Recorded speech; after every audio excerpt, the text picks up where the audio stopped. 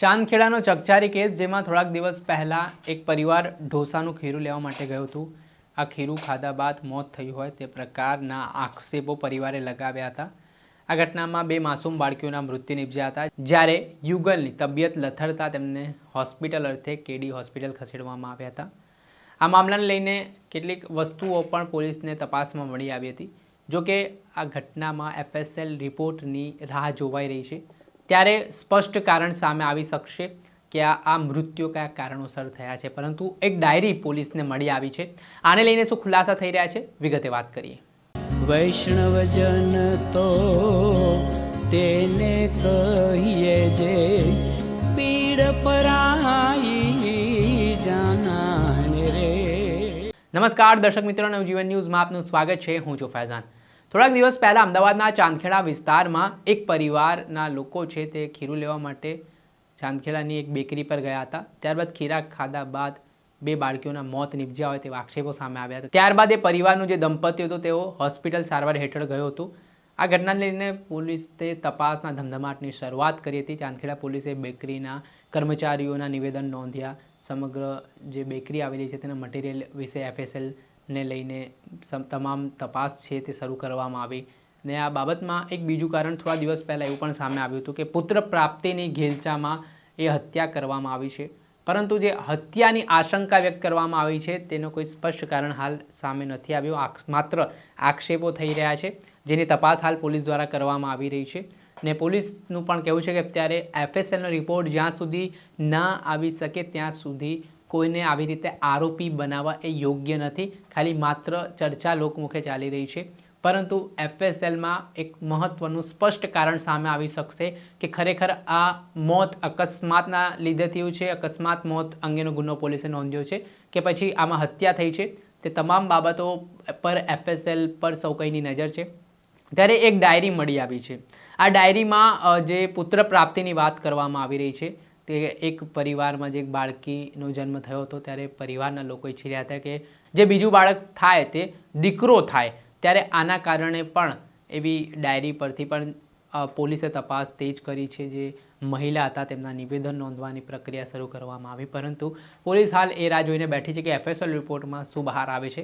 આ મામલે શું કહી રહ્યા છે ચાંદખેડાના પોલીસ ઇન્સ્પેક્ટર જયેશ મકવાણા, તેમને સાંભળો. 5/4/2026 રોજ ચાંદખેડા પોલીસ સ્ટેશન ખાતે જે અકસ્માત મોતનો બનાવ બનેલો હતો, જે બનાવમાં 2 બાળકીના મૃત્યુ થયા હતા. એ બનાવના અનુસંધાને અમે જે મરણજનક બાળકીઓ છે તેના જે માતા પિતા હતા, વિમલ તેમની ભાવના, જેમને હોસ્પિટલ ખાતેથી રજા આપી દેવામાં આવેલ છે અને ત્યારબાદ તેઓની પૂછપરછ કરવામાં આવી છે. પરંતુ તેઓની પૂછપરછમાં બી હજુ સુધી કોઈ ફળદાયક હકીકત મળેલ નથી. તેમજ જે પણ સેમ્પલ FSL ખાતે મોકલવામાં આવેલા હતા તેનું પણ હજી પરિણામ છે એ આવવા ઉપર બાકી છે. જેથી તેનું પરિણામ આવશે ત્યારબાદ જ જે બાળકીઓનું મરણ થયું છે તેના મૃત્યુનું ચોક્કસ કારણ જાણી શકાશે અને ત્યારબાદ વધારે પૂછપરછ યોગ્ય રીતે કરી શકાશે. જે વાત હતી ખીરા ઉપર, ત્યાં વાત હતી કે પૂછપરછમાં કોઈ નવી હકીકત અથવા તો કોઈ બંનેમાં નિવેદનમાં કોઈ ફેરફાર સામે આવ્યો? હાલ સુધી જે પૂછપરછ કરી છે એમાં જે અગાઉ જે નિવેદન હતા તેને જ મળતી હકીકત જણાવવામાં આવેલ છે. નિવેદનમાં કોઈ ફેરફાર કે જે હોય તેવું જણાતું નથી. તેથી તેમ છતાં બી હજુ વધુ પૂછપરછ ચાલુ છે. ગઈકાલે પણ બપોરે 2 વાગ્યાથી રાત્રિના લેટ સુધી આ પૂછપરછ કરવામાં આવી હતી, પણ જે અગાઉ જે હકીકત હતી એથી કોઈ વિશેષ હકીકત હાલ સુધી તપાસમાં જાણવા મળી નથી. આ ગુનેગામી હજી આગળ FSL આવે એના ઉપર જ આગળનો નિર્ણય લેવામાં આવશે. પુત્ર પ્રાપ્તિની ઈચ્છા હતી તેવી ડાયરી મળી હતી, એ બાબતે ભાવનાનું શું કહેવાનું થાય છે?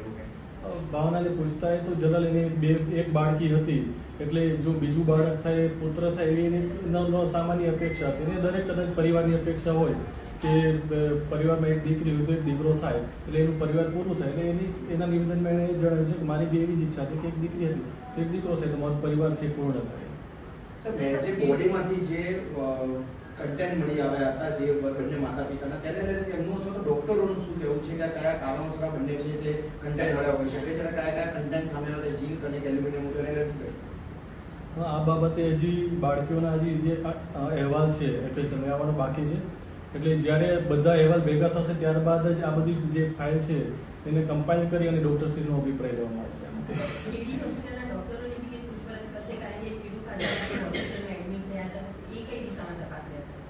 આ કેડી હોસ્પિટલમાં જઈને બી પૂછપરછ કરવામાં આવશે કે જ્યારે બાળકીને લાવવામાં આવેલી હતી તેની શું સ્થિતિ હતી, તેનું મેડિકેશન શું કરવામાં આવ્યું હતું ને એ બાબતે પણ તપાસ કરવામાં આવશે. સાહેબ, FSL રિપોર્ટ એકચ્યુઅલ ક્યાં સુધી આવી શકશે? FSL રિપોર્ટમાં હજી કદાચ 2 થી 3 દિવસનો સમય લાગી શકે એવું છે. આપણે સાંભળ્યા હતા ચાંદખેડાના પોલીસ ઇન્સ્પેક્ટર જયેશ મકવાણા. તેમણે આ સમગ્ર મામલે મીડિયા સાથે ચર્ચા કરીને આ દરમિયાન તેમણે જે ડાયરીમાંથી જે લખાણ મળી આવ્યા તેને લઈને વાત કરી અને હજી સ્પષ્ટ ના કહી શકાય આ શું મામલો છે. પોલીસે હાલ અકસ્માત મોત અંગેનો ગુનો તો નોંધ્યો છે, પણ આગામી દિવસોમાં શું ચોંકાવનારા ખુલાસા થાય છે તે જોવું રહ્યું. દર્શક મિત્ર, આવા જ નવા વિડીયો સાથે આપણે માહિતગાર કરતા રહીશું, એટલે નવજીવન ન્યૂઝ જોતા રહો.